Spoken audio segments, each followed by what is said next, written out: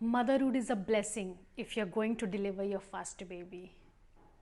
So yeah welcome back to my channel. कैसे हैं आप सभी? मैं बहुत अच्छी हूँ। आई होप आप भी बहुत अच्छे होंगे। तो हमारा आज का टॉपिक है important things to do before your babies arrival.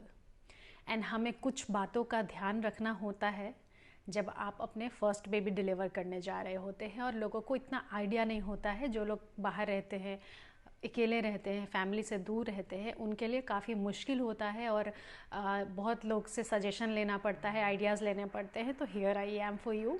आपको मैं वही चीज़ शेयर करूँगी जो मैंने किया था ड्यूरिंग प्रेगनेंसी एंड मेरे बेबी अराइवल के टाइम में। मैंने भी बहुत सारी वीडियोस चेक की थी and I come across few points and जो एक्चुअली वर्क किया मेरे लिए and it was really helpful. तो मैं आपको वही बताऊंगी जो आपके लिए बहुत ही हेल्पफुल होगा। तो या द वेरी फर्स्ट थिंग जो आपको ध्यान रखनी चाहिए कि बेबी के लिए सबसे पहले आप एक पीडियाट्रिशियन पता करके रखिए, क्योंकि बेबी जब होता है तो उसको बहुत तरह के इश्यूज आ सकते हैं। आपको बार बार दौड़ना पड़ सकता है हॉस्पिटल। तो अपने गायनेकोलॉजिस्ट से मिलिए, आई मीन जिससे आप ले रहे हो ट्रीटमेंट अपने ड्यूरिंग द प्रेगनेंसी, आप उनसे पूछिए बेस्ट पीडियाट्रिशियन अपने बेबी के लिए, वो आपको सजेस्ट कर देंगे। एंड अगर आप शहर में रह रहे हो तो आपको जिस गायनेकोलॉजिस्ट के अंदर आप चेकअप करवा रहे हो, आप वहीं आपको बहुत सारे पीडियाट्रिशियन मेरे टाइम में क्या हुआ था कि जब मेरी बेबी हुई थी भूमि, उस टाइम पे क्या हुआ था कि जो बेबी मतलब ऑपरेशन जो करते हैं ना, जो सी सेक्शन जिस मैम ने किया था मेरा, वहाँ पे पीडियाट्रिशियन भी मौजूद होते हैं और वो देखते हैं बेबी की कंडीशन। उनके सामने ही सब कुछ होता है। जब सी सेक्शन होता है तो पीडियाट्रिशियन वहाँ पे होते हैं, वो देखते हैं बच्चे की कंडीशन कैसी है और फिर रेगुलर चेकअप उन्हीं पीडियाट्रिशियन के अंडर में होता है बेबीज़ का। जैसे मेरा हुआ था। अगर आप शहर में हैं तो आपको ज़्यादा प्रॉब्लम नहीं हो रहा है डॉक्टर्स ढूंढने में बच्चों के लिए, लेकिन आप अगर थोड़ा सा अगर गांव जैसा क्षेत्र है जहाँ पे बहुत ज़्यादा रिसोर्सेस नहीं हैं, चीज़ें नहीं पता होती है लोगों को, तो वहाँ पे थोड़ी प्रॉब्लम होती है।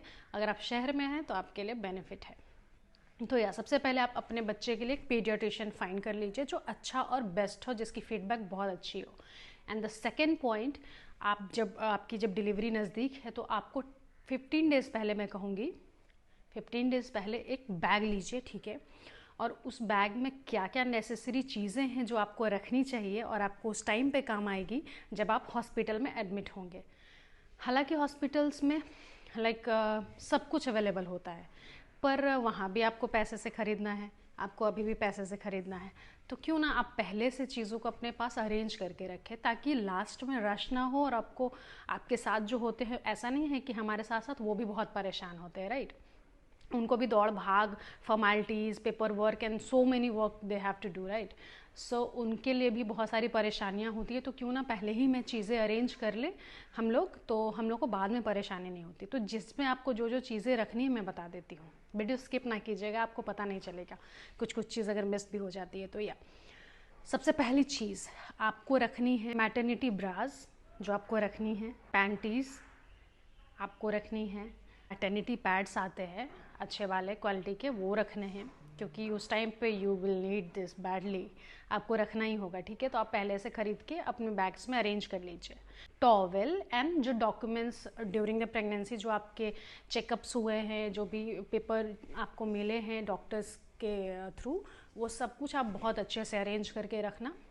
और उसको ऊपर बैग के किसी ऊपर वाले पार्ट्स में रखना डॉक्यूमेंट्स को, क्योंकि आपको ना बहुत ज़रूरी लगता है जब आप हॉस्पिटल रश करते हो। कभी आपको पेन उठ गया, बहुत जोर का दर्द उठ गया, या फिर जो भी आपको रश करना पड़ेगा, तो आप चीज़ों को इस तरह से अरेंज करके रखिए कि लास्ट मोमेंट में आपको प्रॉब्लम ना हो, राइट। और ये तो हो गई आपकी चीज़ें। और आप साथ में अपने लिए कॉम्ब रख सकते हैं, लिप बाम रख सकते हैं, मॉइस्चराइज़र रख सकते हैं, क्योंकि आपको 2 से 3 दिन 4 दिन रहना पड़ सकता है हॉस्पिटल में। तो जिसके लिए आपको चीज़ें आपके पास होंगी तो अच्छा रहेगा। चेहरा बहुत डल हो जाता है तो थोड़ा सा मॉइस्चराइज़ कर सकते हैं आप सी सेक्शन के बाद, या फिर जो भी नॉर्मल डिलीवरी हो तो अच्छी बात है। तो थोड़ा अपने कन्वीनियंट के हिसाब से अपनी चीज़ें रख सकते हैं, पर जो नेसेसरी चीज़ें हैं वो है मैटरनिटी ब्रा, जो आपको बिल्कुल रखनी चाहिए, क्योंकि आपको फीडिंग में बहुत ईजी होने वाला है। हालांकि वहाँ पे आपको, हाँ, और 2 नाइटीज़ भी रख लेना आप अपने लिए। वहाँ पे तो मिलेगा आपको, लेकिन फिर भी आप अपने साथ रख लेना in case of emergency if they need, है ना। तो ये चीज़ें। अब अपने एक न्यू बॉर्न बेबी के लिए आपको क्या रखनी है, वो सारी चीज़ें। न्यूबॉर्न बेबी के लिए एक बेड आता है, बहुत कंफर्टेबल बेड आता है, जो आपको अमेज़न जिस भी साइट से आप ढूंढोगे आपको मिल जाएगा। तो आप वो ज़रूर रख लेना, ठीक है। और 2 क्लोथिंग सेट रख लेना अपने बच्चे के लिए, जो पूरा जिससे बेबी कवर रहे, ठीक है। क्योंकि जब बेबी बाहर आता है ना, इस वर्ल्ड में आता है ना, तो उसको बहुत अच्छे से कवर करके रखते हैं डॉक्टर्स। दिल प्रोवाइड यू एवरीथिंग, बट फिर भी आपको रख के जाना चाहिए, एटलीस्ट 2 क्लोथ सेट तो ज़रूर।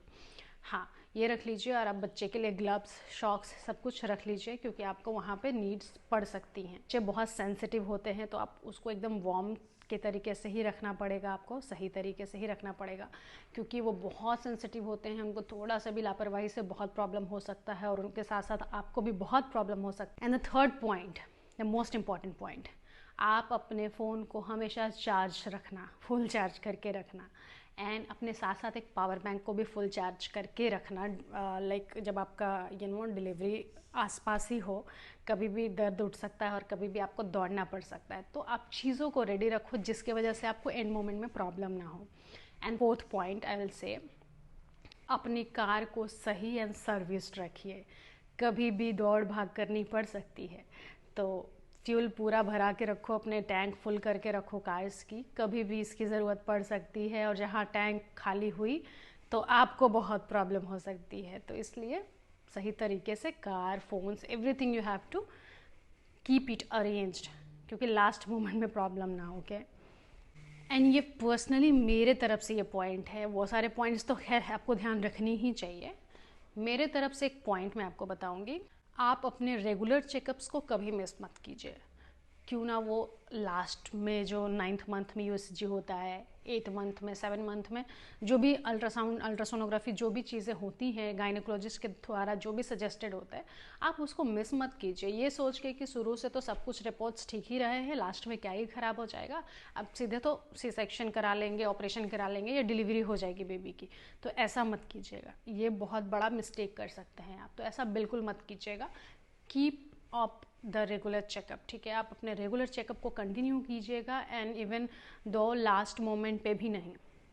लास्ट मोमेंट पे बहुत, एक मेरी फ्रेंड है, उसको बहुत प्रॉब्लम हो गया था, उसने यूएसजी नहीं कराया था, and they went through C section and things happen so bad, so I don't want you guys to do that.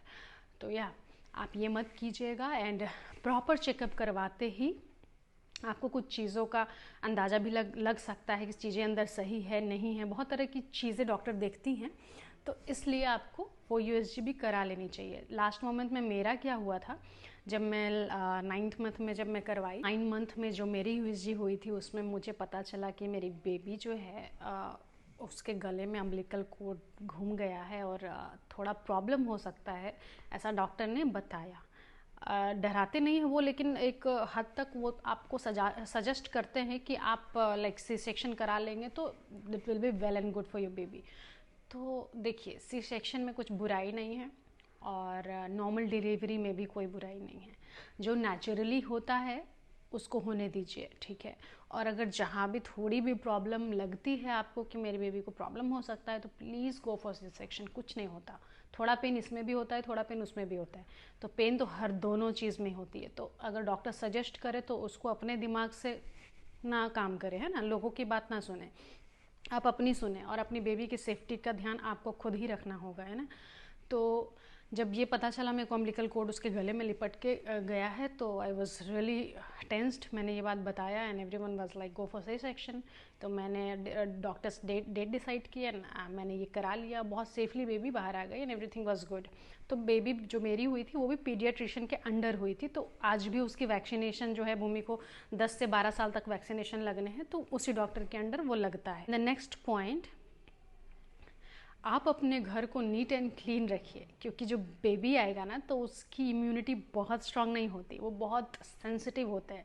वो साफ सुरक्षित इन्वायरमेंट, समझ रहे हो, होना बहुत ज़रूरी है उनके लिए, क्योंकि थोड़ी भी गंदगी उन पे हावी हो सकती है, राइट। तो अपने घर को एकदम क्लीन रखो अपने बेबी को लाने के पहले, ताकि नेचुरल इन्वायरमेंट वो अडेप्ट कर सके अच्छे से।